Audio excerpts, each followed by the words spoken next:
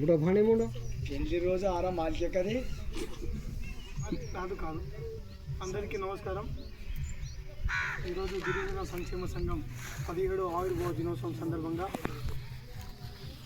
బొమ్మారెడ్డిగూడెం గ్రామ పంచాయతీ బొమ్మారెడ్డిగూడెంలో గిరిజన సంక్షేమ సంఘం వేడుకలను నిర్వహించుకోవడం జరిగింది. మరి ఈ సందర్భంగా 2010లో ప్రారంభమైనటువంటి గిరిజన సంక్షేమ సంఘం గిరిజనుల కోసం ఎన్నో ఉద్యమాలు ఎన్నో పోరాటాలు చేస్తూ ఈరోజు గిరిజన తండాలను గ్రామ పంచాయతీలో చేయాలని 10% రిజర్వేషన్ ఇంప్లిమెంటేషన్ కావాలని చెప్పేసి గిరిజన సమస్యల మీద అనేక సమస్యల మీద 2010 నుండి ఇప్పటి వరకు నిత్యం అనునిత్యం ఎక్కడ ఏ సమస్య వచ్చినా గిరిజన సంక్షేమ సంఘం ఉమ్మడి మెదక్ జిల్లాలో గిరిజనులు ఖండంగా నిలుస్తుంది. ఈరోజు గిరిజనుల సమస్యలకై మరి ఈరోజు రాష్ట్ర ప్రభుత్వం కేంద్ర ప్రభుత్వం మరి 2-3 డిమాండ్స్ ఉన్నాయి.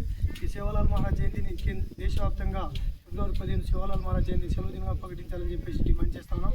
అదే సందర్భంగా గిరిజనుల కోసం అనునిత్యం పోరాటం చేసి గిరిజనులను ఆధ్యాత్మికంగా నడిపినటువంటి రామరావు మహారాజ్కు కేంద్ర ప్రభుత్వం భారతరత్న ప్రకటించాలని చెప్పేసి, అదేవిధంగా గిరిజన తండాలకు డెవలప్మెంట్కై గిరిజన తండా బోర్డు డెవలప్మెంట్ను ఏర్పాటు చేయాలి అని చెప్పేసి మేము ఈ సందర్భంగా తెలియజేస్తా ఉన్నాం.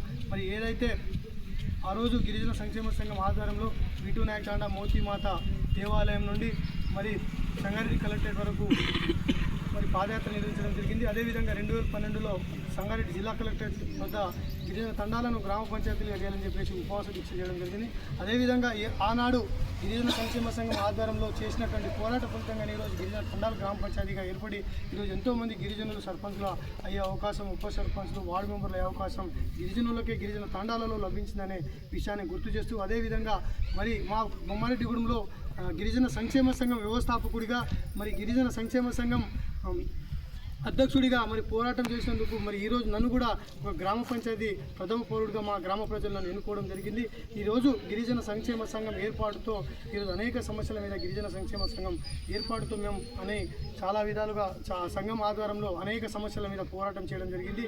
మరి అదేవిధంగా భవిష్యత్తులో కూడా మీకు గిరిజన సంక్షేమ సంఘం ఎల్లప్పుడూ ఖచ్చితంగా నేను ఉన్న రోజులు కంఠంలో ఊపిరినంత వరకు ఈ గిరిజన జాతి కోసం గిరిజన సంక్షేమ సంఘం వెన్నంటూ ఉంటుంది. ఏ ఆపద వచ్చినా ఏ బాధ వచ్చినా ఉమ్మడి మెదక్ జిల్లాలో గిరిజనుల కోసం ఎల్లప్పుడూ అనునిత్యం కృషి చేస్తూనే ఉంటామని చెప్పేసి తెలియజేస్తూ ఈరోజు ఈ వేడుకలు హాజరైన ప్రతి ఒక్కరికి ధన్యవాదాలు తెలియజేస్తాను.